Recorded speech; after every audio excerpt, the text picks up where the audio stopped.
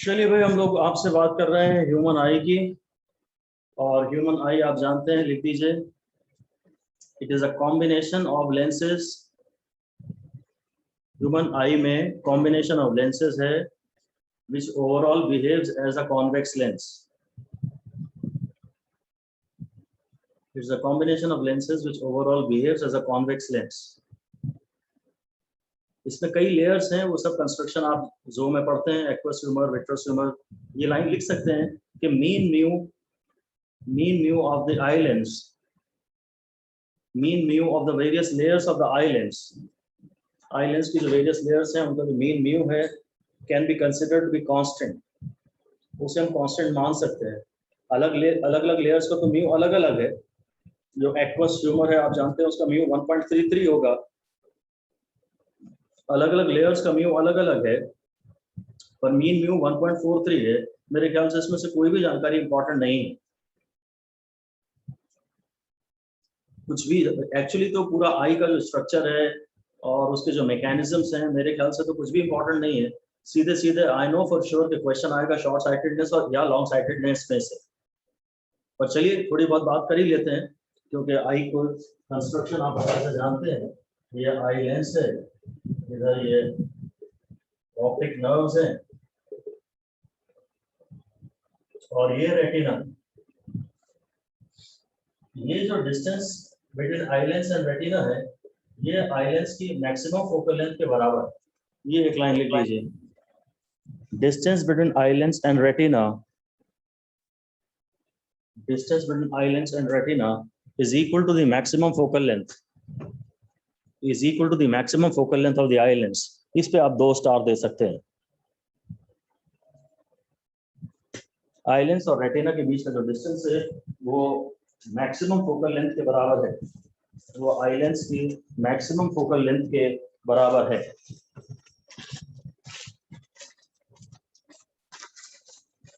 अच्छा, अगर आप चाहते हैं कि इमेज आपके ब्रेन द्वारा क्लियरली परसीव हो, तो इमेज ठीक रेटिना पे ही बननी चाहिए, क्योंकि रेटिना का ही केवल कनेक्शन ब्रेन से है ऑप्टिक नर्व्स के थ्रू। अगर इमेज रेटिना के पहले बनेगी या रेटिना के पीछे बनेगी तो हम बोलेंगे वो डिस्टिंक्टली फोकस नहीं हुई है। ऐसा डैश करके लिख दीजिए। The images will be most clear. The interpretation of the image by the brain, interpretation of the image by the brain will be best. Interpretation of the image by the brain will be best when image is formed at retina. Image को ठीक retina पे ही बननी चाहिए, क्योंकि सिर्फ retina का connection brain से है। इमेज अगर रेटिना के पहले बन जाएगी या इमेज रेटिना के पीछे बन जाएगी तो क्लैरिटी उतनी अच्छी नहीं होगी। ये अब क्या होता है, जब ऑब्जेक्ट इंफिनिटी पे होता है ना, जहां आप जरूर ध्यान रखिए इंफिनिटी सिर्फ एक रिलेटिव टर्म है। ऑब्जेक्ट जब इंफिनिटी पे होता है तो इमेज तो फोकल लेंथ पे बनती है, यानी कि इमेज रेटिना पे बनती है। तो उस समय तो बड़ी डिस्टिंक्ट विजन हो जाता है। ऐसा लिख दीजिए, when object is at infinity, object जब इंफिनिटी पे है, ब्रैकेट में रिलेटिव टर्म, ऑब्जेक्ट जब इंफिनिटी पे है ब्रैकेट में relative term, infinity is a relative term. इसमें आपको ज्यादा दिमाग नहीं लगाना कि आप बताओ इंफिनिटी की चीज हम कैसे देख सकते हैं, वो आपको दिमाग नहीं लगाना।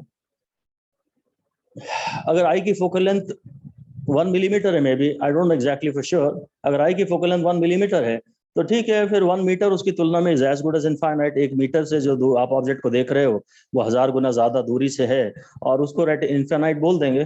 सो ऑब्जेक्ट अगर इन्फिनिटी पे है तो image is automatically formed on retina. अगर ऑब्जेक्ट इन्फिनिटी पे है तो इमेज अपने आप रेटिना पे बनती है, क्योंकि इमेज तो फोकस पे बनती है। ऑब्जेक्ट इन्फिनिटी पे हो तो इमेज फोकस पे बनती है, और फोकस पे इस समय रेटिना रखा भी हुआ है। तो बस, तो हमें this is distinct focusing, this is called distinct focusing. अगर इमेज रेटिना पे बनती है ना तो इसको हम बोलते हैं डिस्टिंक्ट फोकसिंग। ये डिस्टिंक्ट फोकसिंग वर्ड भी बिल्कुल इंपॉर्टेंट नहीं है।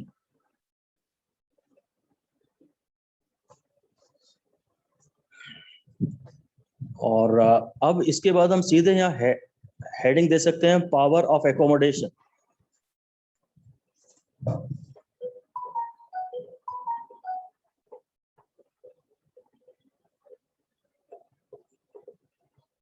पावर ऑफ एकोमोडेशन POA के नाम से मैं इसे अब बुलाता रहूंगा।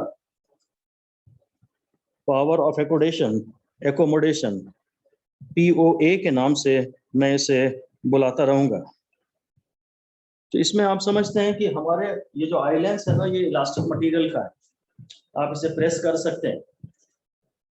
तो बस आई लेंस को प्रेस अगर आप करेंगे तो उसका कॉन्वेक्सिटी बढ़ जाएगी, मोर कर्व्ड हो जाएगा।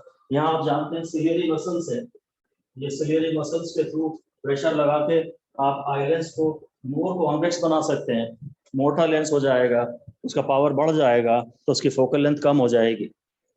और फोकल लेंथ को हर बार ऑटोमेटिकली इतना कम कर लिया जाता है कि इमेज फिर से ठीक रेटिना पे ही बने। इसी को पावर ऑफ एकोमोडेशन कहते हैं। पहले तो ये लिख दीजिए, ability of the eye lens to form the image at retina. Ability of the eye lens to form the image at retina for any object distance. For any object distance is called POA. Object कहीं भी हो, ability of the eye lens to form the image on the retina for any object distance is called power of accommodation. उसमें फिर आप आगे लिख दीजिए कि eye lens is elastic. Eye lens जो है वो इलास्टिक है by exerting pressure through ciliary muscles. Ciliary muscles के थ्रू प्रेशर लगाकर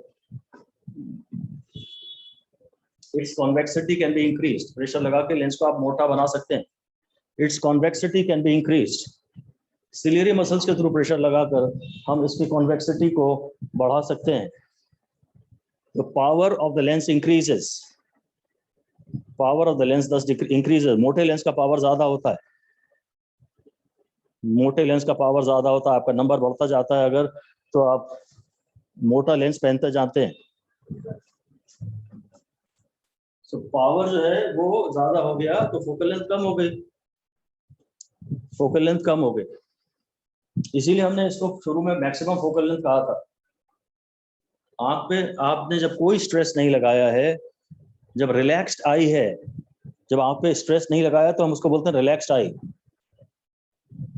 और रिलैक्स्ड आई के लिए फोकल लेंथ मैक्सिमम होती है।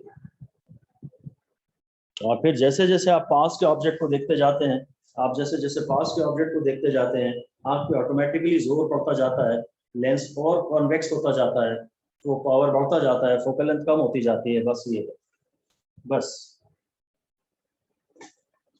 अब इसमें हम हेडिंग दे सकते हैं LDDV, least distance of distinct vision. LDDV, least distance of distinct vision.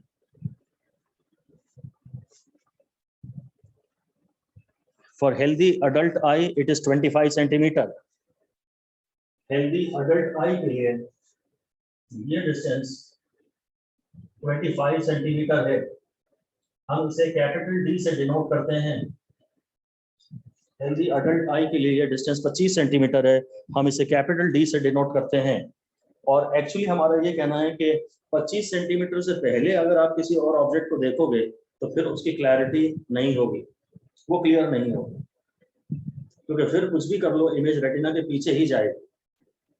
तो एक्चुअली जो POA है, पावर ऑफ अकोमोडेशन, वो इंफिनिटी से 25 सेंटीमीटर तक ही काम करता है। आप हेडिंग दे दीजिए range of vision. Range of vision for a healthy आई।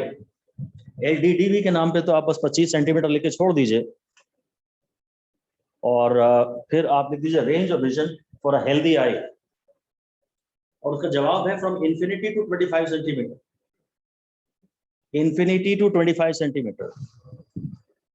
हम लोग इंफिनिटी को बोलते हैं इस समय फार पॉइंट हेल्दी आई का, वह फारदेस्ट पॉइंट जहां तक के ऑब्जेक्ट आप क्लियर फोकस कर सकते हैं। मैं ये वर्ड यूज नहीं कर रहा कि जहां तक के ऑब्जेक्ट्स आप साफ देख सकते हैं, हालांकि इंफिनिटी रिलेटिव टर्म है, फिर भी आपको लगता है कि नहीं इंफिनिटी तक का तो ऑब्जेक्ट हम नहीं देख सकते, तो मैं भी कहता हूँ चलो मत देखो, ये वर्ड यूज कर लो कि हम इन्फिनिटी तक के ऑब्जेक्ट की डिस्टिंक्ट फोकसिंग कर सकते हैं। इन्फिनिटी तक के ऑब्जेक्ट की इमेज रेटिना पे बनाई जा सकती है, वो साफ दिखे या ना दिखे कोई बात नहीं।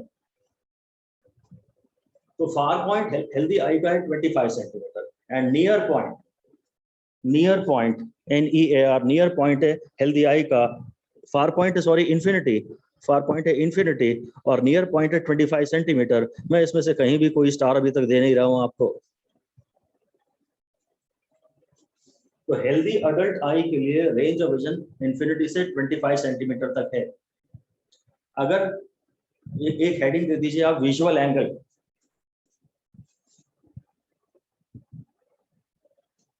VISUAL visual angle. Visual angle मतलब angle subtended by the object oblique image, angle subtended by the object और इमेज जिसको भी आप देख रहे हैं at eye, angle subtended by the object और इमेज जिसको भी आप देख रहे हैं आई पर, उसके द्वारा बनाया गया एंगल। ये ऑब्जेक्ट है, ये जो एंगल को आप विजुअल एंगल कह सकते हैं। ये ऑब्जेक्ट है, रेटिना पे उसका इतना बड़ा इंप्रेशन बन रहा है, रेटिना पे इतना बड़ा इंप्रेशन बन रहा है।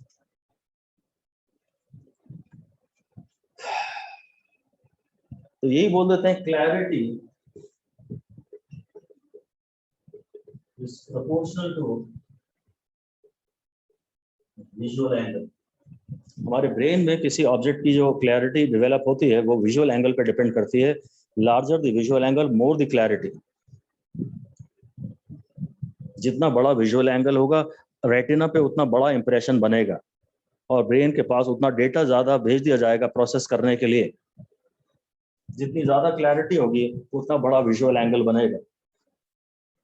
तो हम लोग बोल ये जो विजुअल एंगल है अल्फा या tan alpha, it is equal to size upon distance.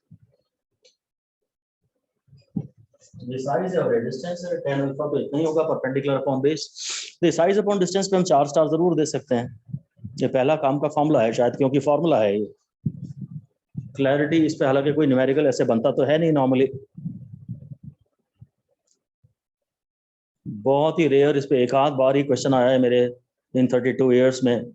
एक आध बार ही क्वेश्चन पूछा है और उसने यही पूछा क्लैरिटी इज प्रोपोर्शनल टू, और उसका आंसर विजुअल एंगल देने के बजाय उसने बोला साइज अपॉन डिस्टेंस।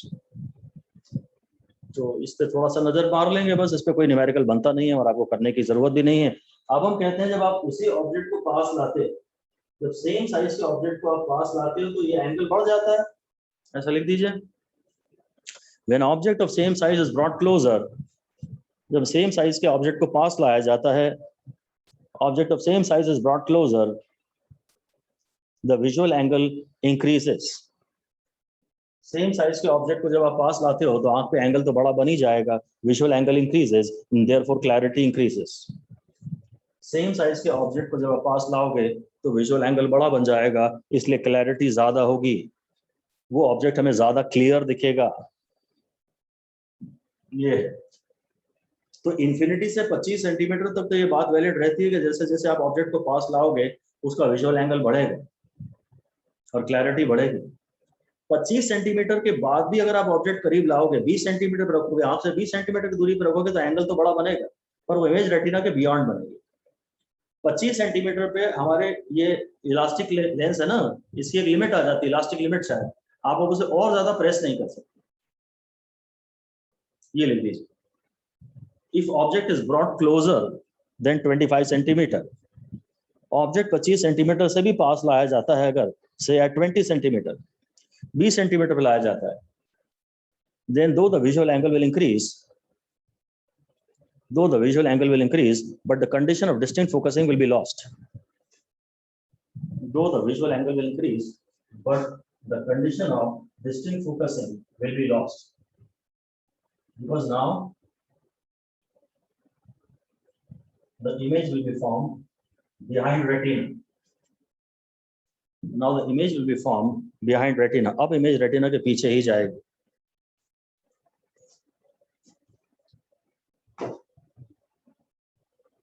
लिख दीजिए, for distances less than D, for distances less than D, D मतलब 25 सेंटीमीटर, फॉर अ हेल्दी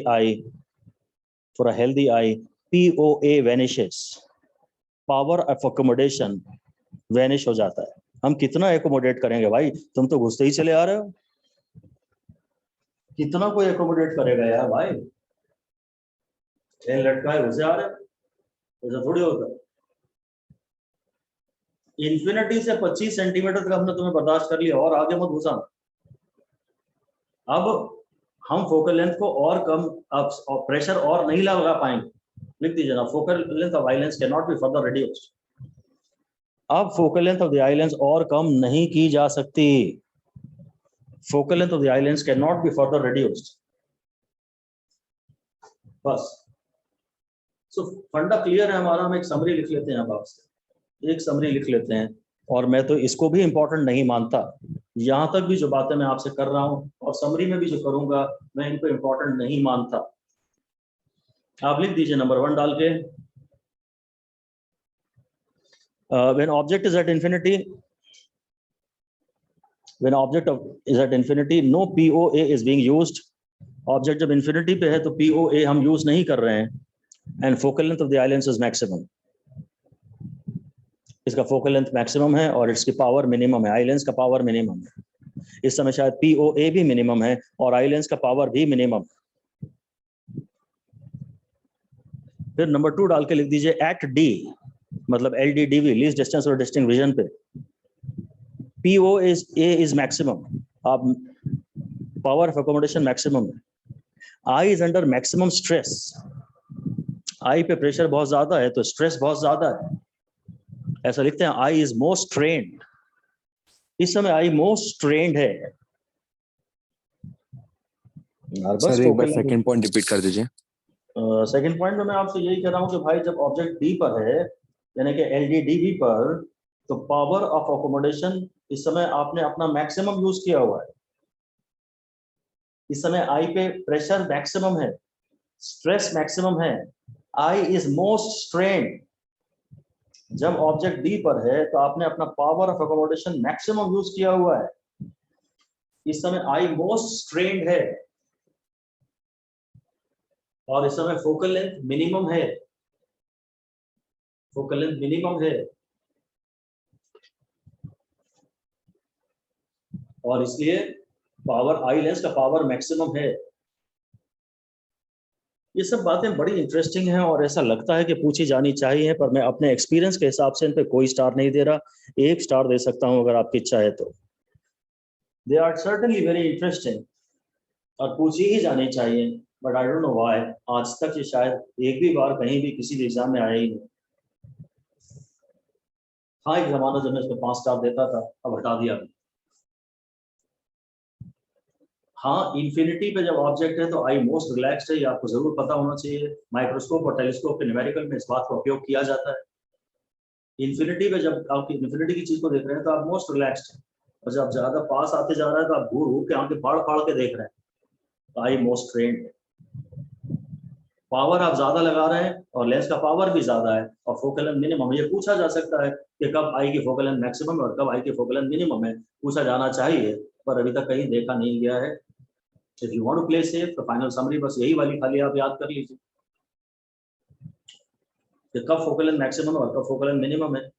आई जब इंफिनिटी पे तो हम मोस्ट रिलैक्स्ड हैं, हमको घूर घूर के देखने की जरूरत नहीं पड़ रही, यहाँ से ऐसे देख लेंगे तो पता भी नहीं लगेगा उसको। तो पास वाला है तो फिर हम लोग को स्ट्रेन हो जाता है, स्ट्रेस हो जाता है। और 25 सेंटीमीटर के इमेज UE4D पढ़ते थे माइक्रोस्कोप में। UE4D यानी वो ऑब्जेक्ट डिस्टेंस जिसके लिए इमेज डी पे बने। इमेज कभी डी के और पहले बननी नहीं चाहिए, माइक्रोस्कोप टेलीस्कोप में भी, क्योंकि उसकी डिस्टिंक्ट फोकसिंग तो होने वाली नहीं है। तो वी मिन जो कभी भी लेते हैं ना, वी मिन वो 25 लेते हैं। माइक्रोस्कोप टेलीस्कोप के न्यूमेरिकल्स में आपको ध्यान है, जो मिनिमम इमेज डिस्टेंस लिया जाता है वो 25 लिया जाता है। यू मिन बोलते थे, यू मिन यानी U object distance for the image to be at D. U min microscope telescope में 0 नहीं होता और वी मिन भी माइक्रोस्कोप टेलीस्कोप में 0 नहीं होता, वी मिन वहां पे 25 होता है। एनीवे, कुछ भी इंपॉर्टेंट नहीं है, एग्जाम ओरिएंटेड मेरे हिसाब से तो इनमें से कोई भी बातचीत नहीं है। फिर से एक लाइन डैश करके लिख दीजिए या नंबर 3 डाल के करके लिख दीजिए और इस पे 2 स्टार दे दीजिए कि POA is the process by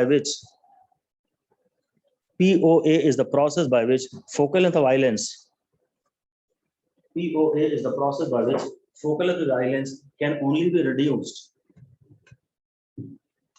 POA एक प्रोसेस है जिससे focal length of the eye lens can only be reduced. Only be reduced वाली बात पे हम ध्यान दे रहे हैं. Accommodate तो हम कर रहे हैं पर हम उससे focal length कम कर रहे हैं. बस ये एक बात थोड़ा only be reduced को आप हाईलाइट कर सकते हैं.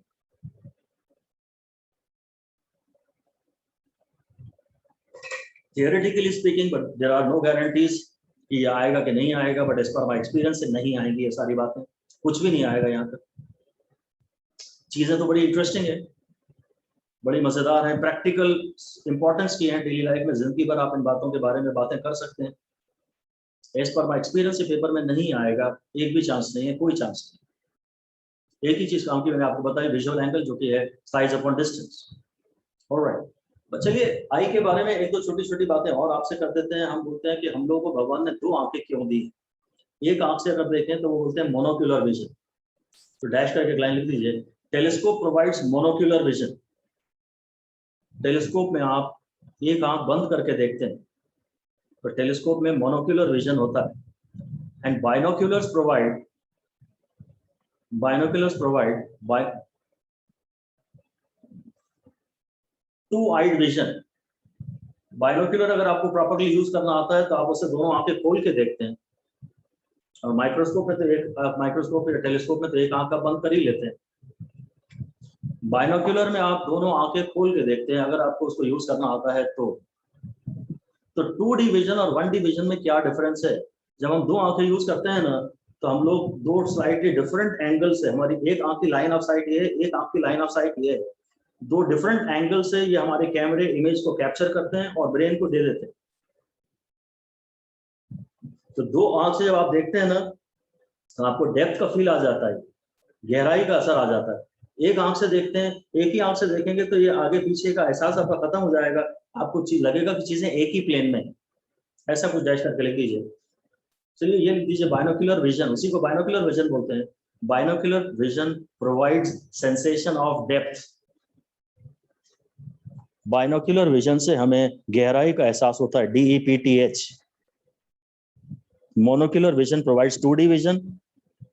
एक आंख से देख रहे हैं तो आपको 2D विजन मिलता है, प्लेन की चीजें दिखती हैं. और बाइनोक्यूलर विजन में 3D इमेज आपको दिखती है.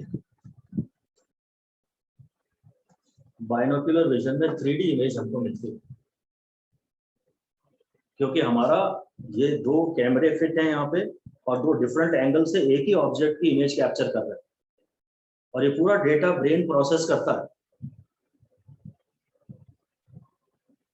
अच्छा, जो इमेज पे रेटिना पे जो इमेज बनती है,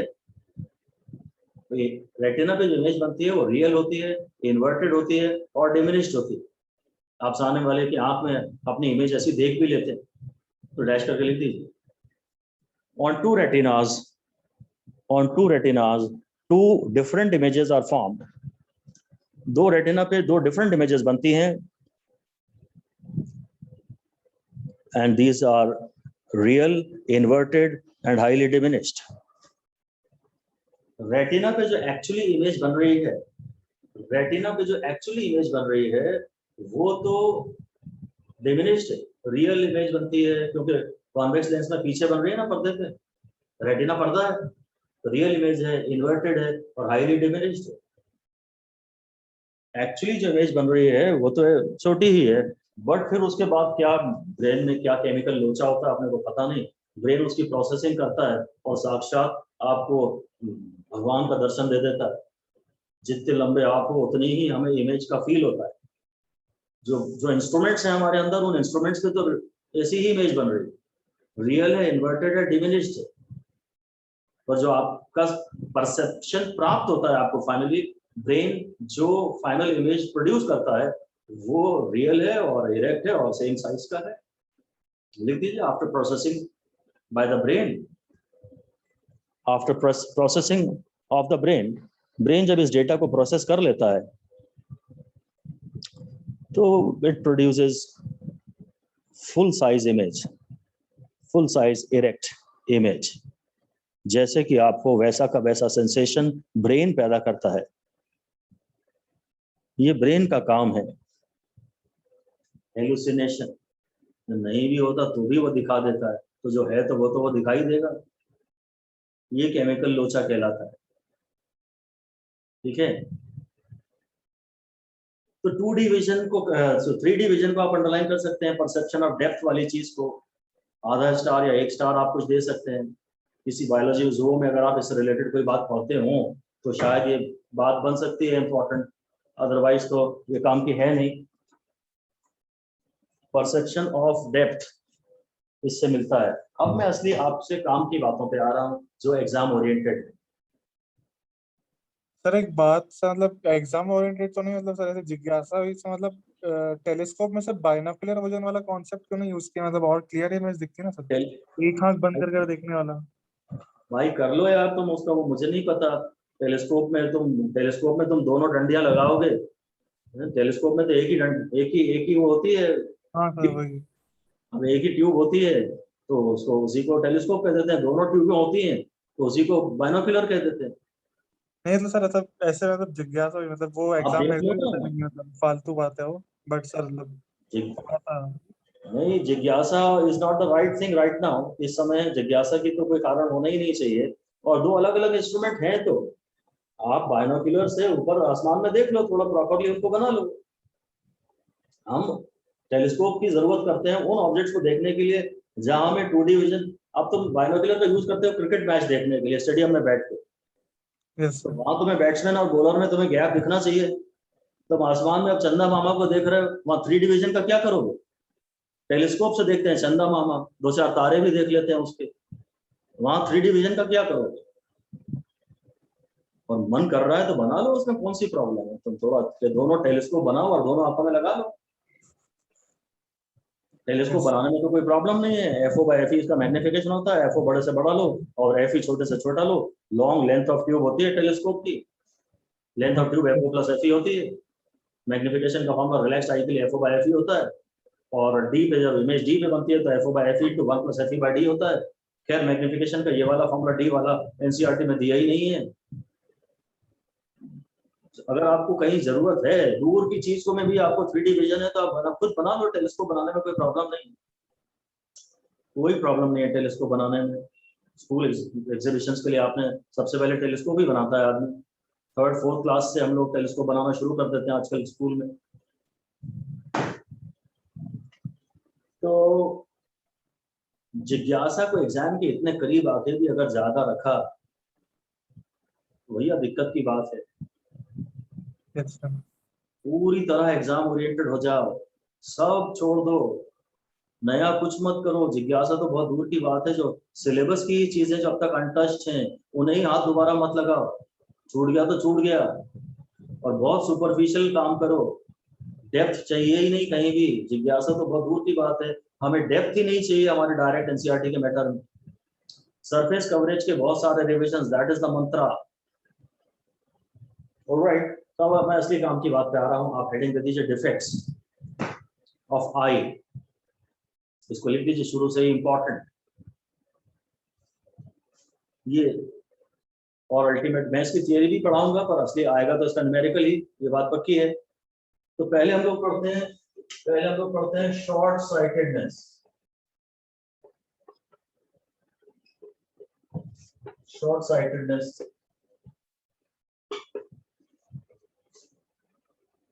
और शॉर्ट साइटेडनेस का नाम है, छोटा सा नाम है ये छोटा सा नाम है, इसका नाम है myopia, मेरापिया, myopia.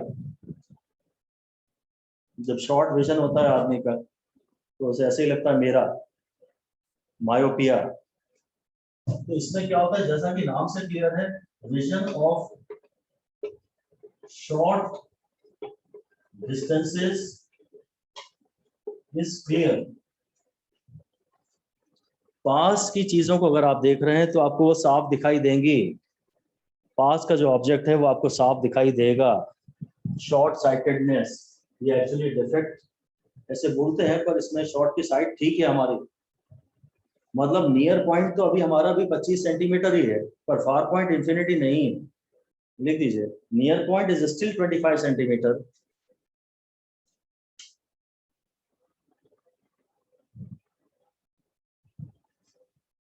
but far point is less than infinity.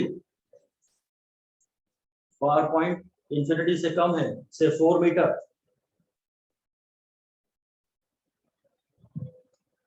Near point तो अभी भी हमारा 25 सेंटीमीटर ही है, पर हमें दूर का ज्यादा दिख नहीं रहा, ज्यादा दूर की हम सोच नहीं पा रहे। शॉर्ट का जिनका विजन होता है, जिनका शॉर्ट का विजन होता है, जो ज्यादा दूर का सोचते नहीं है, हम उनको बोलते हैं बहुत शॉर्ट साइटेड आदमी। ज्यादा दूर की सोच नहीं पा रहा, ज्यादा लंबी सोच नहीं पा रहा, पास ही की सोच रहा है। शॉर्ट साइटेडनेस, पास का दिख रहा है, पास का सोच पा रहे हैं, दूर का हमें नहीं दिख रहा। इसमें एक्चुअली होता क्या है, इस डिफेक्ट का फिजिकल मैनिफेस्टेशन क्या है, वो ये कि आंख की फोकल लेंथ परमानेंटली थोड़ी, आंख थोड़ा परमानेंटली मोटा हो जाता है, तो पावर थोड़ा परमानेंटली बढ़ जाता है, तो फोकल लेंथ थोड़ी परमानेंटली कम हो जाती है। ऐसा लिख दीजिए physical cause of the defect. इस डिफेक्ट के होने का फिजिकल रीजन क्या है, लिख दीजिए आई लेंस गेट्स परमानेंटली थिकन्ड। कभी हमने ज्यादा जोर से ही आंख दबा दी है तो दबी रह गई, आई लेंस गेट्स परमानेंटली थिकन्ड। ऐसे आई लेंस था और वो परमानेंटली ऐसा हो गया, आई लेंस गेट्स परमानेंटली थिकन्ड। कुछ ज्यादा ही जोर से देख लिया बुरी नजर से, पावर परमानेंटली बढ़ गया, फोकल लेंथ परमानेंटली कम हो गई, पावर परमानेंटली बढ़ गया, फोकल लेंथ परमानेंटली कम हो गई, और इसलिए अब जो इमेज है, इमेज जो है हमेशा तो रेटिना के पहले ही बन जाती है। Image is formed in front of retina. Image is formed in front of retina. मैं इसे शब्द थोड़े परिवर्तित करके बताऊं तो मैं बोलूंगा image falls short of retina. Image falls short of retina. मैं शॉर्ट साइटेडनेस में हर कुछ शॉर्ट जानबूझ के लगाना चाह रहा हूं। इसका नाम था शॉर्ट मायोपिया, लेंस भी हो गया शॉर्ट, थिक एंड शॉर्ट बोल सकते हैं, लेंस थिक एंड शॉर्ट हो गया है, और इमेज डिस्टेंस भी शॉर्ट हो गया है थोड़ा, इमेज पास बन रही है, image falls short of retina. Short sightedness में मोटे तौर पे सब कुछ शॉर्ट हो गया है, हालांकि ये बात पेपर में कभी कोई पूछेगा नहीं आपसे।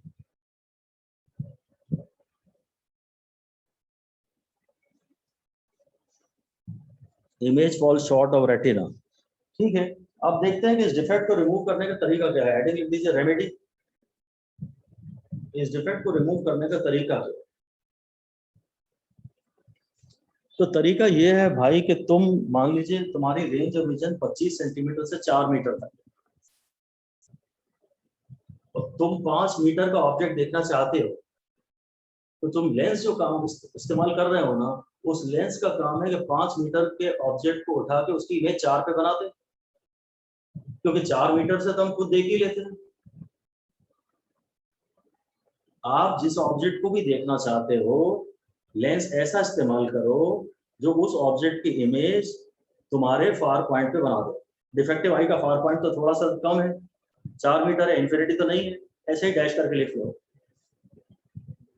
We should use a lens in spectacles. चश्मे में हमें ऐसा लेंस इस्तेमाल करना चाहिए।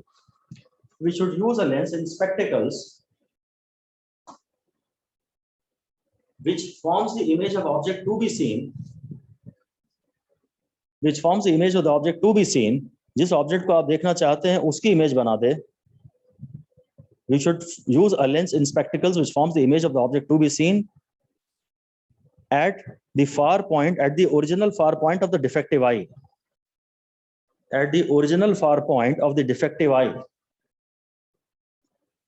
जिस ऑब्जेक्ट को आप देखना चाहते हो, जिसको आप चाहो हिंदी में लिख लो, जिस पे भी हम देखना चाहते हैं, उस ऑब्जेक्ट को उठा के उसकी इमेज कहाँ बना दे, वहां बना दे जहां से हम देख सकते हैं।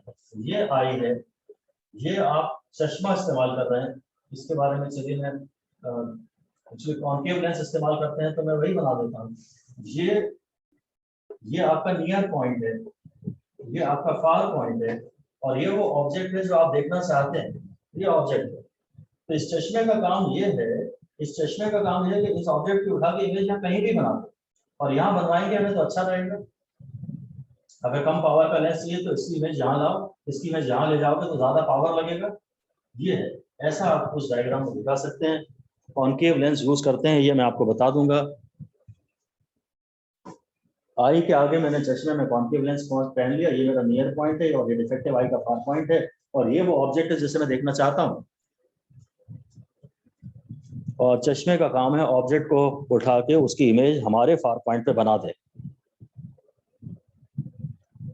हमारे फार पॉइंट पे बना दे। देखो सीधे काम की, पहले तो अच्छा चलो ये लिख लेते हैं, इस बात पे भी मैं ज्यादा ध्यान नहीं दे रहा, इसको भी मैं छोड़ रहा हूँ।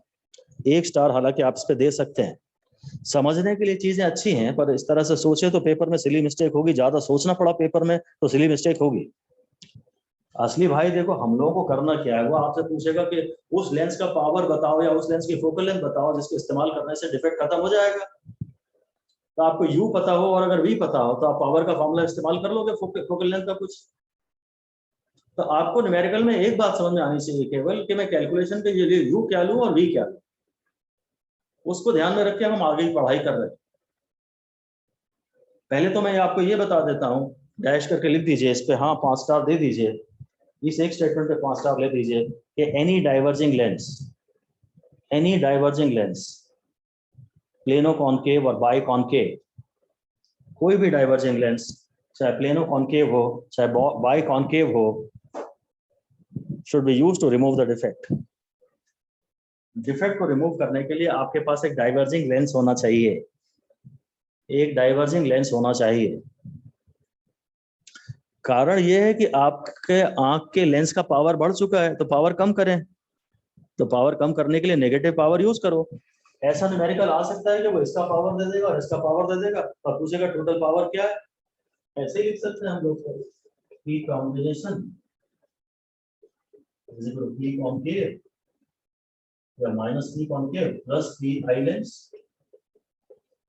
हाँ ये भी काम की बात है, ये कंबाइंड पावर पूछ सकता है वो आपसे, ये 2 लेंस उसे पूछ रहा। कॉम्बिनेशन का पावर हमारे सिलेबस में तो है ही, वो बोलेगा 2013 में इसका न्यूमेरिकल कराया भी है इसी तरीके का। कॉनकेव लेंस का भी पावर दे दिया है उसने डायरेक्ट, और आई लेंस का भी पावर दे दिया है, और डायरेक्ट उसने कहा कॉम्बिनेशन का पावर बता। पर वो ह्यूमन आई का नाम सुन के हमें लगता है कि हमारे मास्टर ने पढ़ाया ही नहीं है।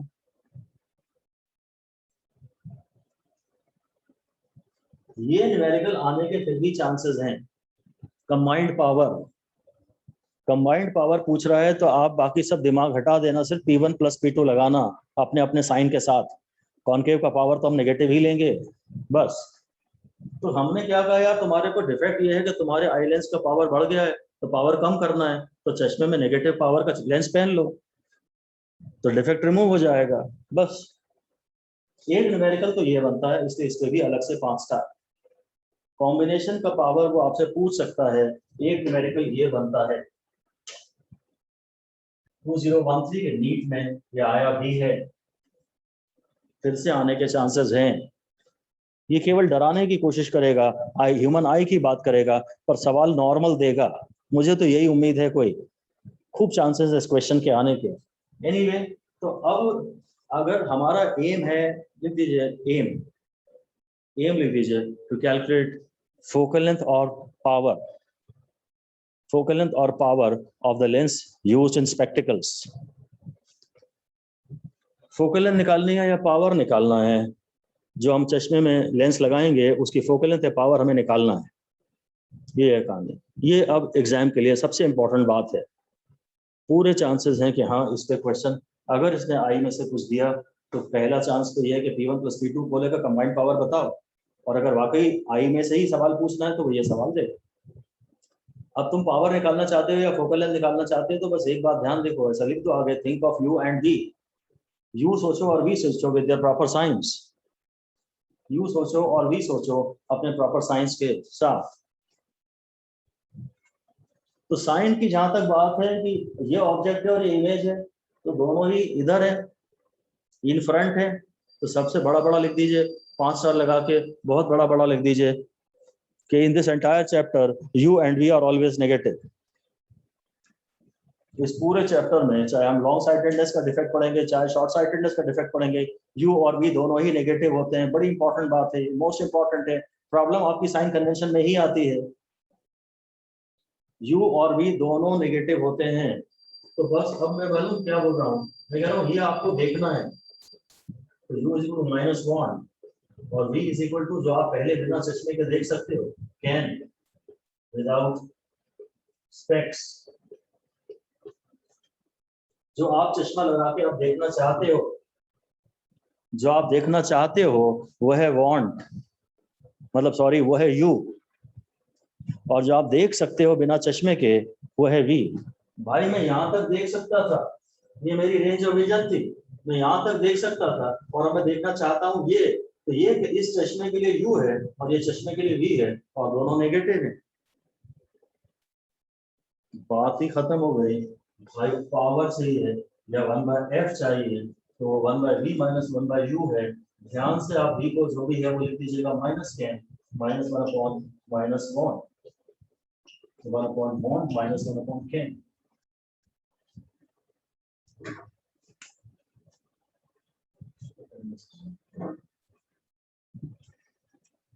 अगर आप बेसिक से जाना चाहते हैं, देखिए ये न्यूमेरिकल के आने के चांसेस तो बहुत स्ट्रॉन्ग हैं।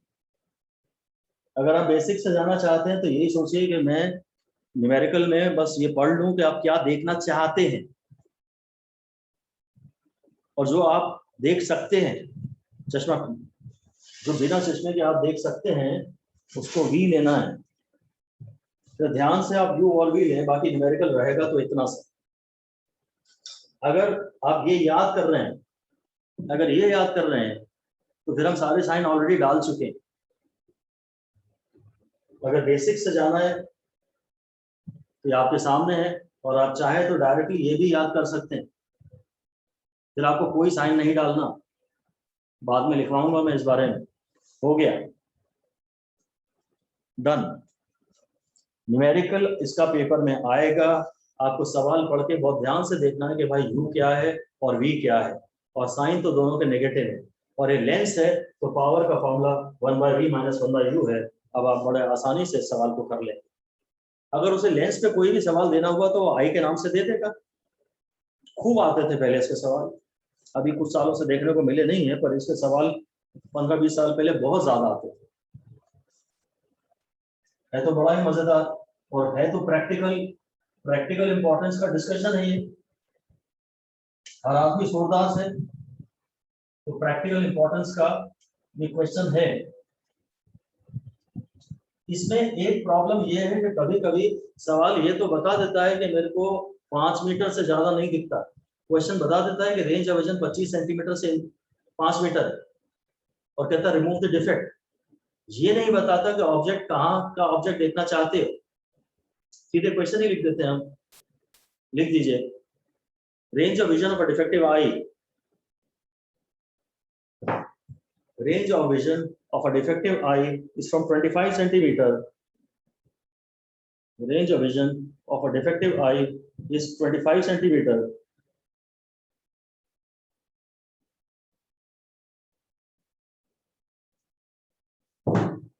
Range of vision of a defective eye is from 25 centimeter to 5 meter. 5 meter. Calculate the power of the lens. No, calculate the focal length of the lens. Calculate the focal length of the lens to remove the defect.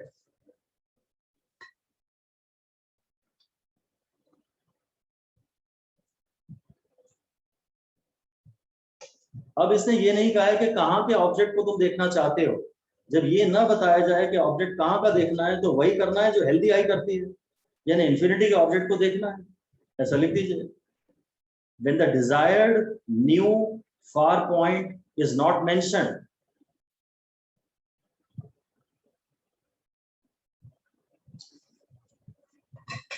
when the desired new far point is not mentioned, then we want to make it as a healthy eye. तब हम इसे healthy eye जैसा बनाना चाहेंगे। So the defect should be removed for infinity. Defect को infinity के लिए remove किया जाना चाहिए। The defect should be remove for infinity. Healthy eye की तो लिख दीजिए, the desired range of vision is from 25 centimetres to infinity. हम 25 सेंटीमीटर से इंफिनिटी तक की चीज देखना चाहते हैं। तो पावर है 1/1 माइनस 1/10। अब मैं कोई साइन नहीं डाल रहा हूँ, no sign, signs to be put, no signs to be put. तो 1/1 इज इंफिनिटी माइनस 1/10। पावर की कैलकुलेशन में आप ध्यान रखिएगा कि आप ये डिस्टेंस जो भी डालेंगे मीटर्स में डालिएगा। So f is equal to -10। Focal length में प्रॉब्लम नहीं है, अगर आप ये सेंटीमीटर में डालोगे तो ये भी सेंटीमीटर में आ जाएगा, ये मीटर में डालोगे तो ये भी मीटर में आ जाएगा। पर पावर अगर आप कैलकुलेट कर रहे हैं तो जो भी आप डिस्टेंस डाल रहे हैं वो आपको मीटर में डालना जरूरी है, ये बात ध्यान रखिएगा। पावर की कैलकुलेशन में अब ये बड़े इंपॉर्टेंट फॉर्मूले हो गए, पूरी समरी बाद में लिखवा दूंगा, अभी मैं समरी लिख तो सकता हूँ। Power is 1/1 minus 1/10। एंड अगर कुछ नहीं बोला है, अगर कुछ नहीं बोला है तो पावर इज -1/10। ये हो गई हमारी समरी। शॉर्ट साइटेडनेस का डिफेक्ट इस तरह से समाप्त हुआ। सब कुछ शॉर्ट है, मायोपिया, मेरापिया सब पास ही पास रखना है। यश मुझे समझा रहे हैं, मेरापिया पास पास ही रखना है। शॉर्ट का विजन प्रॉपर है, इमेज भी रेटिना से पहले ही बन रही है। नियर पॉइंट ठीक है, फार पॉइंट कम हो गया है। असली मुद्दे की बात तो शायद यही आएगी पेपर में। इन दो में से कोई एक न्यूमेरिकल एक बात आती है पेपर में।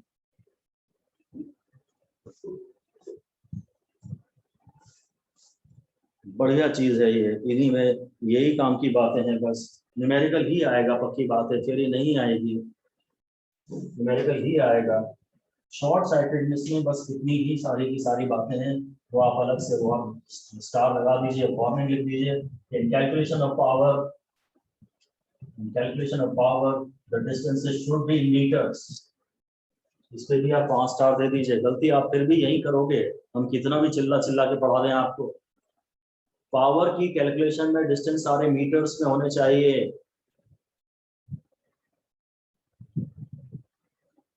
एक क्वेश्चन लिख दीजिए, एक क्वेश्चन लिख दीजिए। Power of a lens to remove the defect of short sightedness is P। इस चलो ठीक है, चलो इस P। Power of a lens to remove the defect of short sightedness is P। फिर बोल दो कि for another person the far point is doubled। जो far point है डबल है। for another short sighted eye, दूसरे पर्सन की short sighted आई है, उसका वह भी चश्मे में कॉन्केव लेंस पहनता है और फार पॉइंट उसका डबल है। पावर विल बी, अब इसके चश्मे का पावर कितना होगा? 1989 के पीईटी का ये क्वेश्चन है। ये थोड़ा ज्यादा बेसिक्स पे आ गया।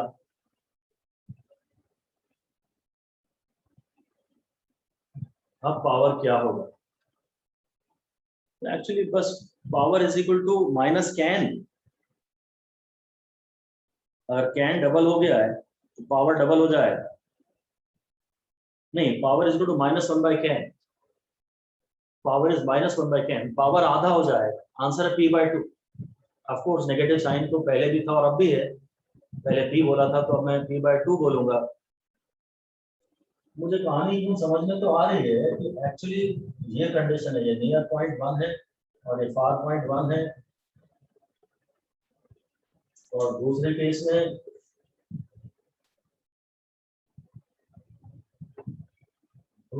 में ये नियर पॉइंट 2 है और ये फार पॉइंट 2 है। यार अब इंफिनिटी के ऑब्जेक्ट को तुम्हें पहले यहां तक लाना था, अब यहां तक लाना है ना। अब चश्मे को थोड़ा कम काम करना है। इंफिनिटी के ऑब्जेक्ट की इमेज पहले FP1 पे लानी थी, अब इंफिनिटी के ऑब्जेक्ट की इमेज FP2 पे लानी है। अब आपको ज्यादा दम लगानी नहीं है, आपका चश्मा लेस पावरफुल चलेगा। हाँ, मैं वो कंफ्यूज जरूर हो गया था कि पावर का फॉर्मूला इसीलिए लिख के ही करना चाहिए हमेशा। पावर का फॉर्मूला 1/want माइनस 1/can, और want तो इंफिनिटी है, कुछ दिया तो नहीं है, तो मैं इंफिनिटी के लिए डिफेक्ट रिमूव करूंगा। So power is equal to -1/can, power -1/can है, तो वो लिख के चेक करना।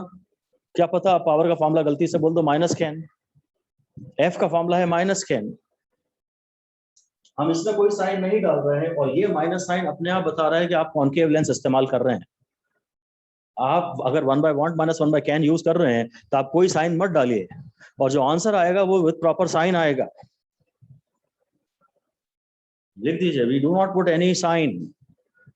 आप शायद 1/want माइनस 1/can इस्तेमाल कर ही लें, जिस टाइप के न्यूमेरिकल फिलहाल एक्सपेक्टेड है, तो कोई लोचा नहीं होगा आपके साथ, कोई धोखा नहीं होगा। अगर जरा भी नया सवाल आता है तो बेसिक्स पे जाएं, हमेशा want और can के प्रॉपर साइन ढूंढें, फिर आप u और v से करें। बेस्ट फॉर्मूला है पावर का 1/v माइनस 1/u, और u और v के प्रॉपर साइन हर बार सोचिएगा।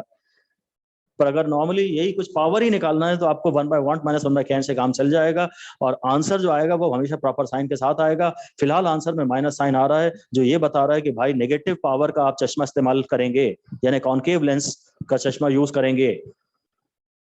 ये अब आपका कैन हो गया डबल, तो पावर हो गया आधा। थियरी से समझ में आ रहा है कि पहले इंफिनिटी के ऑब्जेक्ट को उठा के यहाँ लाना था, अब इंफिनिटी के ऑब्जेक्ट को यहाँ लाना है, शिफ्ट कम करना है तो लेस पावरफुल लेंस चल जाएगा। थियरी से पर गलती से भी ना करें, सिर्फ और सिर्फ और सिर्फ और सिर्फ फॉर्मूले से सवाल करें। मैं तो कहता हूँ कुछ थियरी का भी सवाल अगर न्यूमेरिकल से हो सकता है, फॉर्मूले से हो सकता है, तो फॉर्मूले से करें, केवल उसके तभी सही होने की गारंटी है, और नहीं तो वो हमेशा रिस्क पे ही है। अगर थियोरी का भी कोई सवाल आप फॉर्मूले की मदद से कर सकते हैं तो प्लीज करिए, तभी केवल गारंटी होगी। चलिए फाइनली हम आपको बात पढ़ाते हैं, लॉन्ग साइटेडनेस। लॉन्ग साइटेडनेस, दूर की दृष्टि। अब दूर की सोच है आपकी, पास की सोच नहीं है। मतलब यह है कि पास का विजन हमारा गड़बड़ है, लॉन्ग की साइट हमारी ठीक है। पहले से यही लिख दीजिए, vision of objects at long distances is clear. दूर के जो ऑब्जेक्ट हैं उनका विजन हमारा सही है, लॉन्ग साइटेडनेस का विजन हमारा प्रॉपर है, लॉन्ग साइट का। Near by objects are not clear. जो पास के ऑब्जेक्ट्स हैं वो क्लियरली नहीं दिखते हैं। मतलब हम ये कह सकते हैं कि near point is now increased, near point is more than 25 centimetre. Near point 25 centimetre से ज्यादा है। लिख दीजिए, रेंज ऑफ विजन इज से from, range of vision is से फ्रॉम 1 मीटर टू इंफिनिटी। मान लेते हैं कि जो अब हमारा रेंज ऑफ विजन है वो 1 मीटर से लेके इंफिनिटी तक का है। तो लॉन्ग साइटेडनेस का फिजिकल कॉज क्या है? लिख दीजिए फिजिकल कॉज। फिजिकल कॉज ये है कि भाई कभी तुम्हारा लेंस परमानेंटली इलॉन्गेट हो गया, ऐसा था, पता नहीं ऐसा क्या क्या देखा आपने, आगे फाड़ फाड़ के ऐसा क्या देख लिया आपने, पता नहीं व्हाट्सएप पे, कि आपका लेंस परमानेंटली ऐसा हो गया, लेंस खिंच गया, लॉन्ग हो गया, इलॉन्गेटेड हो गया। लिख दीजिए lens becomes long and thin. Long, यहां सब कुछ लॉन्ग हो जाएगा। एक तो इसका नाम भी है लॉन्ग, हाइपर मेट्रो पिया। किसी मेट्रो से पिया को पकड़ के लाओगे, किसी मेट्रो से पिया को पकड़ के लाओगे तो हाइपर निकलेगा ही, तो लॉन्ग साइटेड होगी वो, हाइपर मेट्रोपिया। लंबा सा नाम है, लॉन्ग साइटेडनेस का ये खेल है। दूर की आप सोचोगे तो आप हाइपर को पकड़ोगे। लेंस भी आपका हो गया है लॉन्ग, और लेंस लॉन्ग हो गया है तो लिख दीजिए थिन हो गया है। इसकी फोकल लेंथ हो गई है long, focal length long, power less. और अगर फोकल लेंथ लॉन्ग, अगर फोकल लेंथ लॉन्ग हो गया ना तो मालूम है क्या होता है, इवन इंफिनिटी के ऑब्जेक्ट के लिए ना, इवन इंफिनिटी के ऑब्जेक्ट की इमेज रेटिना के बियॉन्ड बनती है। लिख दीजिए, even for object at infinity, अगर इंफिनिटी के बियॉन्ड का भी, इंफिनिटी का भी ऑब्जेक्ट है, then image is formed behind retina. मैं बोलता हूं at long distance, long distance पे बनती है, लॉन्ग ऑफ रेटिना। यहाँ सब कुछ लॉन्ग हो गया है, ऐसा हम अपने शब्दों में लाने की कोशिश कर रहे हैं। पूछा तो जा सकता है थियोरेटिकली, हाइपोथेटिकली पूछा जा सकता है, पर मेरे ख्याल से कुछ पूछा नहीं जाएगा आपको से इसमें। अगर आप सब पढ़ते हैं तो अच्छी बात है, और ना पढ़ पाए तो केवल न्यूमेरिकल कर लीजिएगा। और किसी भी न्यूमेरिकल के लिए मैं आपको सिर्फ एक फॉर्मूला पढ़ाऊंगा फाइनली, चाहे शॉर्ट साइटेडनेस हो चाहे लॉन्ग साइटेडनेस हो, तो न्यूमेरिकल तो आपसे जरूर बन जाएगा। कहानी ये है कि इमेज भाई रेटिना के पीछे बन जाती है। इन्फिनिटी के लिए भी आई रिलैक्स नहीं है, मतलब हम ये इमेज सही देख तो लेते हैं, पर हम इन्फिनिटी के ऑब्जेक्ट के लिए भी थोड़ा जोर लगाते हैं। लिख दीजिए, eye is not relaxed, eye is not relaxed even for the object at infinity. Infinity के ऑब्जेक्ट के लिए भी आपकी आई रिलैक्स नहीं है। तो आपका पावर ऑफ एकोमोडेशन आपने जल्दी ही यूज करना शुरू कर दिया। पहले कम से कम इन्फिनिटी के लिए तो आप यूज नहीं करते थे, अब आपने पहले ही यूज करना शुरू कर दिया, तो पहले ही वो खत्म भी हो जाएगा। डैश करके लिख दीजिए, in the defect of long sightedness, in the defect of long sightedness,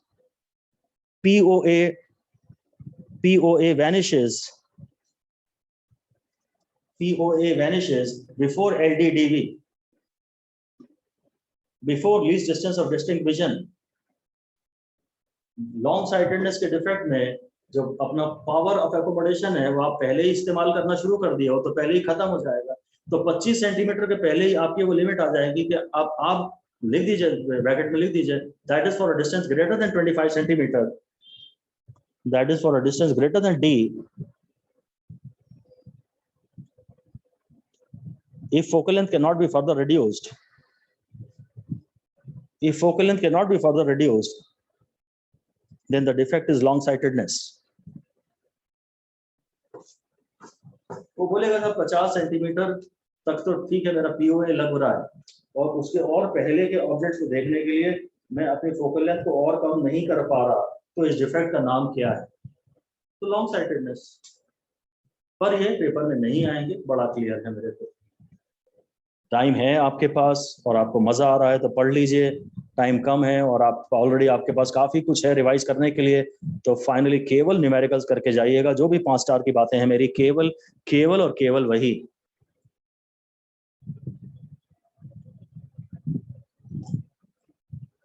एक स्टार, 2 स्टार, 3 स्टार और 4 स्टार को भी आप छोड़ सकते हैं, केवल 5 स्टार।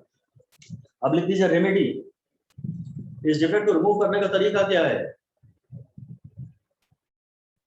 भाई फोकल लेंथ हो गई है लॉन्ग, लेंस भी हो गया है लॉन्ग, पावर हो गया है कम, कॉन्वेक्स लेंस का पावर कम हो गया है, और हम चाहते हैं कि वापस उसका पावर सेम हो जाए, तो पावर बढ़ाना चाहते हैं। ऐसा लिख दीजिए, we want to increase power, हम पावर बढ़ाना चाहते हैं,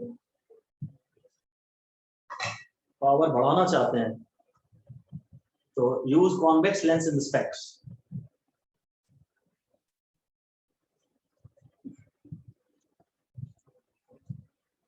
कॉन्वेक्स लेंस का उपयोग किया जाए, चाहे बाय कॉन्वेक्स हो चाहे प्लेनो कॉन्वेक्स हो, कन्वर्जिंग लेंस होना चाहिए, कन्वर्जिंग लेंस होना चाहिए, बस। सीधे न्यूमेरिकल लिखता हूं, सीधे न्यूमेरिकल लिख दीजिए। मतलब एक तो पहले ये लिख दीजिए कि this convex lens used to remove the defect, this convex lens used to remove the defect of long sightedness, this convex lens used to remove the defect of long sightedness is called reading lens, is called reading lens। जिन्हें किताब पढ़ने के लिए चश्मे की आवश्यकता पड़ती है वो कॉन्वेक्स लेंस का इस्तेमाल करते हैं, कॉन्केव लेंस का वो इस्तेमाल करते हैं जिन्हें चश्मा पहन के दूर की चीजें साफ देखते हैं। कॉन्केव का भी इस्तेमाल करते हैं और कॉन्वेक्स का भी इस्तेमाल करते हैं, ये भी इंपॉर्टेंट है। ये समरी एक तो पहले आप लिख दीजिए, पहले तो ये समझ दीजिए, to remove short sightedness concave lens is used, 5 star. Short sightedness के लिए कॉन्केव लेंस का उपयोग करते हैं, to remove long sightedness convex lens is used, बिल्कुल 5 स्टार। खाली इतना भी आपसे पूछा जा सकता है, और कोई थ्योरी पे मैंने 5 स्टार शायद नहीं लगवाया। ये थ्योरी इंपॉर्टेंट है कि बस कौन से डिफेक्ट के लिए कौन सा लेंस इस्तेमाल करते हैं, क्योंकि बहुत ही बेसिक्स, बहुत ही एलिमेंट्री पेपर आएगा आपको, इसलिए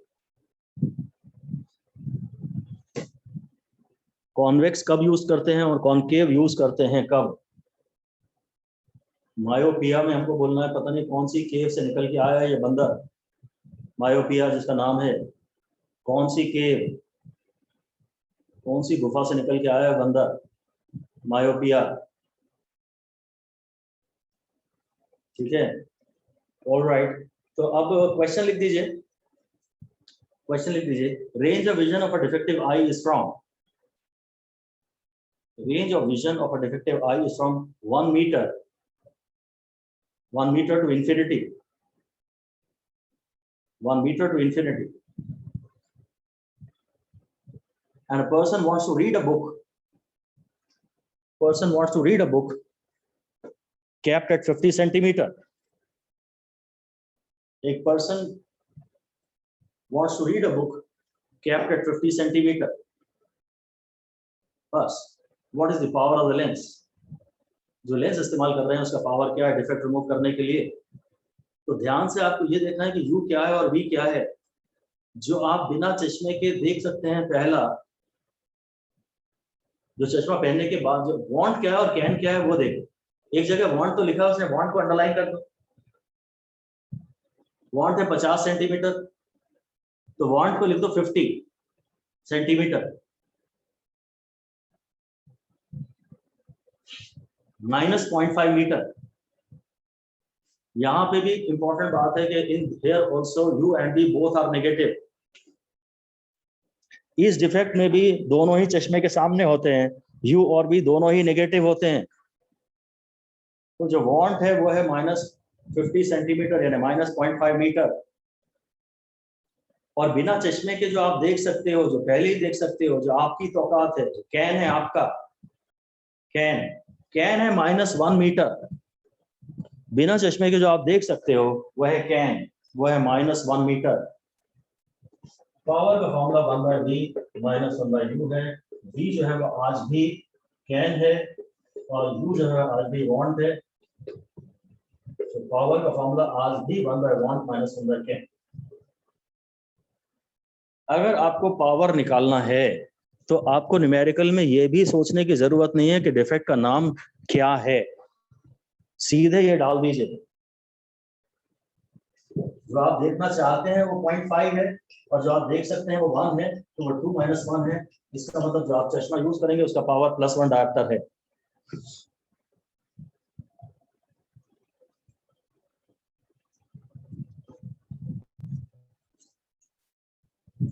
अगर आप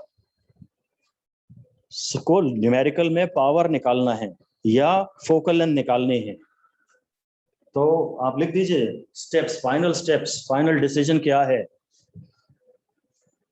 फाइनल डिसीजन क्या है। फाइनल डिसीजन यही है, लिख दीजिए नंबर 1 डाल के कि इफ पावर और focal length is to be calculated,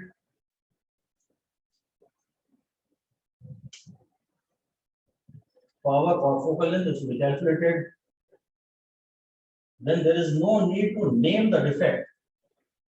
अगर पावर निकालना है या फोकल लेंथ निकालनी है तो डिफेक्ट को नाम देने की जरूरत नहीं है। there is no need to name the defect as long sightedness और short sightedness. आपको इस बात की कोई जरूरत नहीं है कि आप लॉन्ग साइटेडनेस है कि शॉर्ट साइटेडनेस है ये सोचें। बस पावर या 1/f का फॉर्मूला है 1/1 -1/10। ये स्टेप नंबर 2 हो गया। पावर या 1/f का फॉर्मूला 1/1 -1/can है, where no sign of want or can is to be put. Sign की चिंता नहीं है, साइन की चिंता नहीं है। And the answer will come out with proper sign. आप want और can का साइन मत डालिए और आंसर अपने आप प्रॉपर साइन के साथ आ जाएगा। इससे ज्यादा अच्छी बात क्या हो सकती है। बस एक ही बात की आपको चिंता रखनी है कि अगर आप पावर निकाल रहे हैं तो ये दूरियां आप मीटर्स में डालेंगे। तो न्यूमेरिकल में आप केवल इस बात पे ध्यान दीजिए, सवाल की लैंग्वेज में ध्यान से पढ़ करके क्या आप देखना चाहते हैं और बिना चश्मे के आप पहले क्या देख सकते हैं। देखो want जो होता है वो U होता है और can जो होता है वो V होता है। ये इस पे भी अलग से ध्यान देंगे। अगर V और U के हिसाब से सोचना है, वैसे तो मुझे इसकी जरूरत ही नहीं है, मैं तो डायरेक्ट वांट और कैन ही पहचानने की कोशिश करूंगा। फिर भी मैं आपको ये याद दिलाना चाहता हूं कि वांट क्या है, वांट यू। जो वांट है न्यूमेरिकल में वो यू के इस्तेमाल जगह इस्तेमाल होगा। जो हम देखना चाहते हैं, हम क्या चाहते हैं, हम तुम्हें चाहते हैं, वांट यू। जो वांट है वो यू है। एंड टुगेदर वी कैन, मिलकर हम लोग सब कर पाएंगे। तो वी जो है, वी, वो वी, ये वाला वी कैन, जो वी है वो कैन की जगह इस्तेमाल होता है। वैसे तो इसकी भी जरूरत नहीं है, इसकी भी जरूरत नहीं है, आप डायरेक्टली ये पहचानेंगे। अगर आप 1/v माइनस 1/u से करेंगे तो आपको v और u को पहचानना है, तो ये काम आएगा कि want you, I want you। पर इसकी भी जरूरत है ही नहीं, सिर्फ न्यूमेरिकल में ये पहचानिए कि क्या want है और क्या can है। वो लैंग्वेज, सवाल की लैंग्वेज में आपको क्लियर दिख जाएगा कि भाई मैं 4 मीटर तक देख सकता हूँ, 6 मीटर देखना चाहता हूँ। सकता और चाहता, पावर का फॉर्मूला है 1/4 चाहता माइनस 1/4 सकता।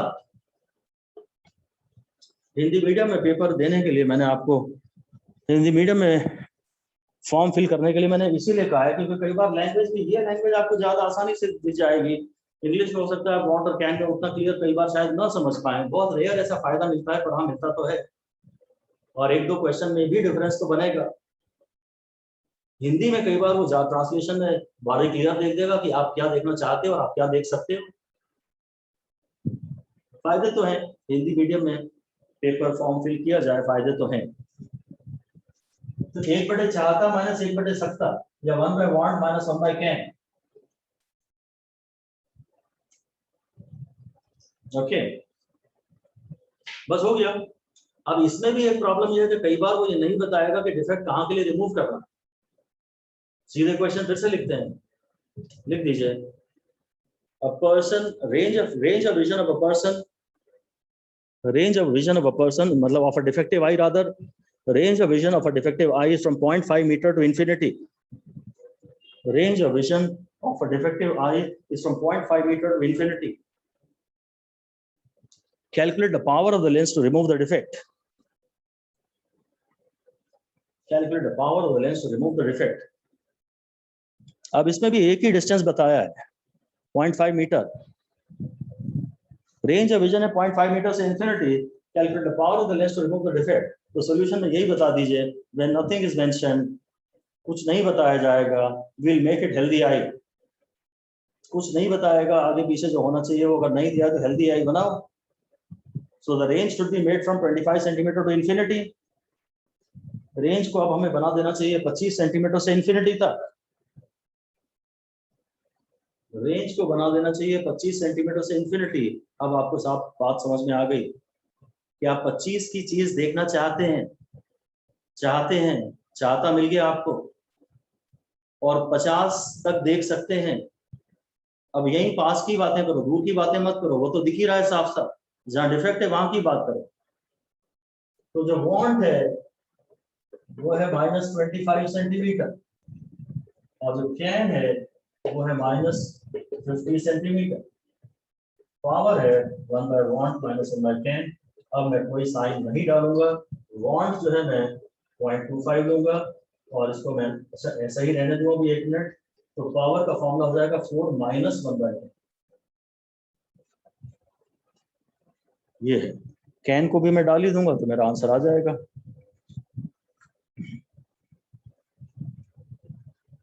पावर का फॉर्मूला है 4 - 1/10। अब आप कोई साइन मत डालिए। अगर नहीं बताया कि डिफेक्ट कहाँ के लिए रिमूव करना है तो 25 सेंटीमीटर के लिए रिमूव करेंगे। अब हम 25 के ऑब्जेक्ट को चाहेंगे कि देख पाए। हेल्दी आई भी 25 सेंटीमीटर के ऑब्जेक्ट को देख लेती है। 25 पे रख के किताब पढ़ना चाहेंगे, ऐसे ही लिख दीजिए समरी ऑफ फॉर्मूला। मैं खाली फॉर्मूले की समरी दे रहा हूं आपको।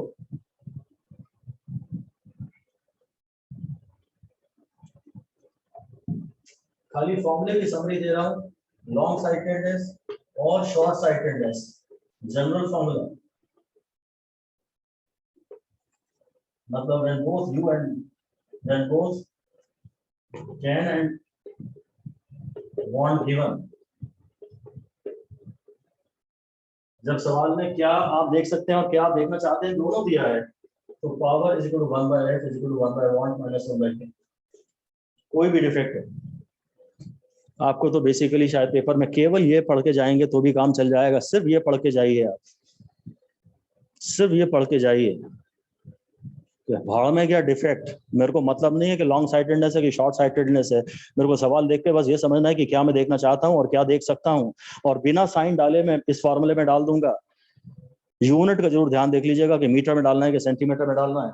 दूसरा एक फॉर्मूला है पावर का 4 माइनस 1/k, और एक फॉर्मूला है पावर का माइनस 1/k। ये छोटा फॉर्मूला शॉर्ट साइटेडनेस के लिए और ये बड़ा फॉर्मूला लॉन्ग साइटेडनेस के लिए।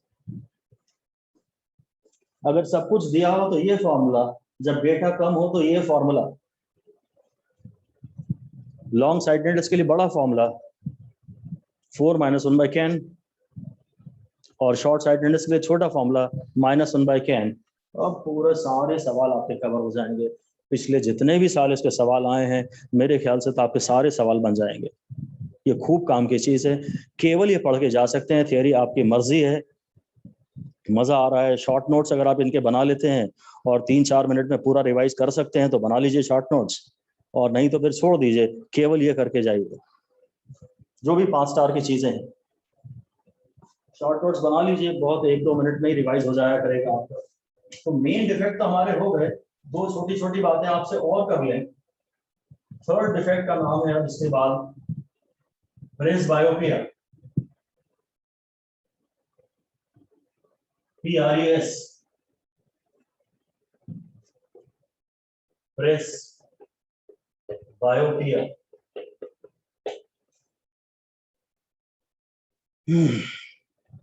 प्रेसबायोपिया में क्या होता है, दोनों तरफ से रेंज ऑफ विजन कम हो जाती है। लिख दीजिए, near point increases and far point decreases. दोनों तरफ से रेंज ऑफ विजन कम हो रही है, प्रेस हो रही है रेंज ऑफ विजन दोनों तरफ से। बायो BI बाय, नियर पॉइंट बढ़ गया है और फार पॉइंट कम हो गया है। रेंज ऑफ विजन इज से from 1 metre to 3 metre. Range of vision मान लेते हैं कि 1 मीटर से 3 मीटर तक है, 25 सेंटीमीटर की जगह 1 मीटर है और इन्फिनिटी की जगह 3 मीटर है। ये है कहानी। तब इसमें आपको दोनों डिफेक्ट हैं, लिख दीजिए both the defects are simultaneously present. दोनों ही डिफेक्ट एक साथ प्रेजेंट हैं, दोनों ही डिफेक्ट्स एक साथ प्रेजेंट हैं। This occurs due to ageing, बुढ़ापे में ये प्रॉब्लम होती है। Loss of power of accommodation, ageing, बुढ़ापे में ये प्रॉब्लम होती है जब मसल्स में ज्यादा ताकत बचती नहीं है और सिलियरी मसल्स वीक हो जाती हैं और POA पावर एकोमोडेशन में कमी आ जाती है। अब लिख दीजिए रेमेडी, ये भी इंपॉर्टेंट है, ये भी इंपॉर्टेंट है, मैं इस पे 5 स्टार दे रहा हूँ। रेमेडी है बाइफोकल लेंस। खाली इतना पूछेगा, हो सकता है जैसा कि नीट 2021 एक्सपेक्टेड है, कोई बड़ी बात नहीं है कि अगर वो आपसे पूछे कि प्रेसबायोपिया को खत्म करने के लिए कौन सा लेंस इस्तेमाल करते हैं, तो जवाब है बाइफोकल लेंस। बाइफोकल लेंस में मतलब ये है कि हमको 2 अलग अलग चश्मे बनवाने पड़ते हैं। पढ़ने के लिए आप अलग चश्मा यूज करते हैं और दूर का देखने के लिए आप अलग चश्मा यूज करते हैं। और फिर आजकल तो बाइफोकल का मतलब ये है कि एक ही फ्रेम में आप दोनों लेंस फिट करवा लीजिए। लिख दीजिए, both the lenses, both concave and convex lenses are fitted in the same frame. ये यहाँ पर कॉन्वेक्स हम यूज करते हैं और यहाँ कॉन्केव यूज करते हैं। दोनों लेंस एक ही फ्रेम में फिट कर लेते हैं, ऊपर नीचे, आगे पीछे नहीं, ऊपर नीचे। आधा लेंस कॉन्वेक्स है और आधा कॉन्केव है। आप तो पढ़ते समय हमारी नजरें नीचे रहती हैं, पढ़ रहे हैं मतलब शायद बुरा काम कर रहे हैं, शर्म से हमारी निगाहें झुकी रहती हैं।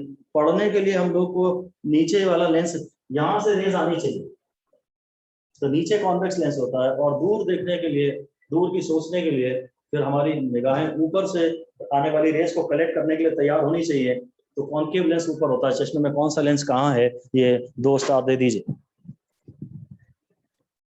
चश्मे में कौन सा लेंस कहाँ है, इसका उपयोग देख लीजिए, इसको जरा ध्यान से। और ये बकायदा आप 4 - 1/10 से निकालेंगे और ये आप -1/can से निकालेंगे।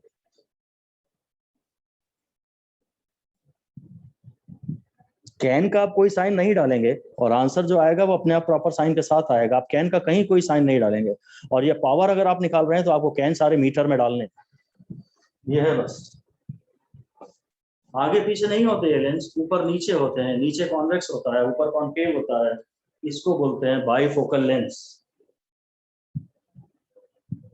और फाइनली आखिरी बात मैं आपसे कर रहा हूँ, ये एक डिफेक्ट और हम इसका हल्का सा नाम लेना चाहेंगे, एस्टिग्मेटिज्म।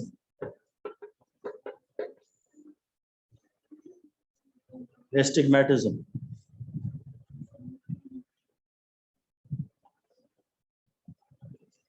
एस्टिग्मेटिज्म में क्या होता है, जो कॉर्निया है आई लेंस का, वो परफेक्टली सिलेंड्रिक, एक परफेक्ट शेप में नहीं होता। देखिए, आई lens is not perfectly spherical.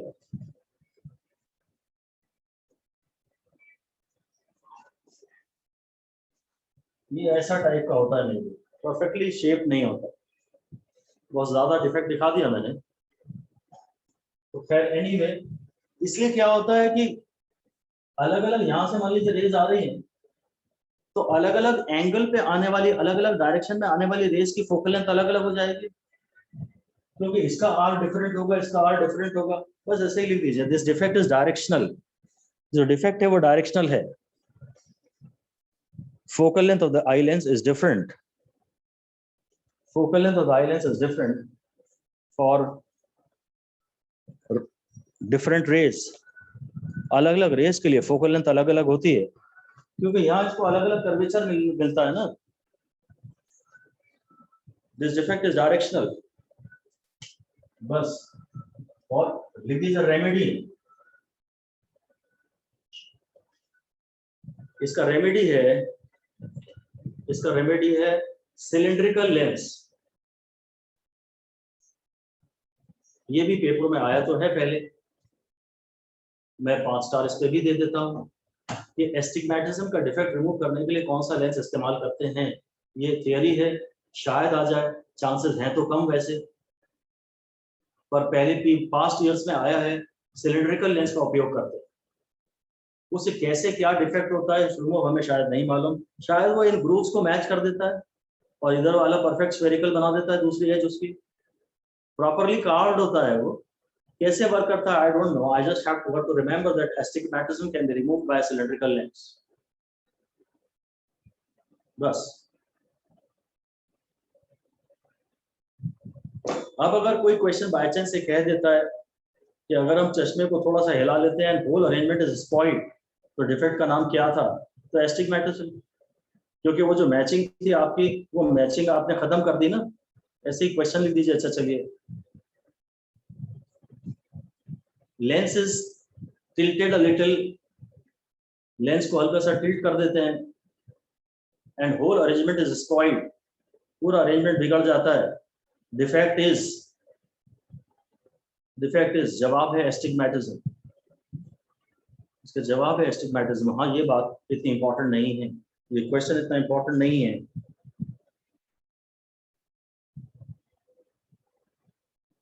So that is all in human eye and defects. ये important बातें थी, मैंने आपको बता दी। And thank you so much. Bye bye. Take care.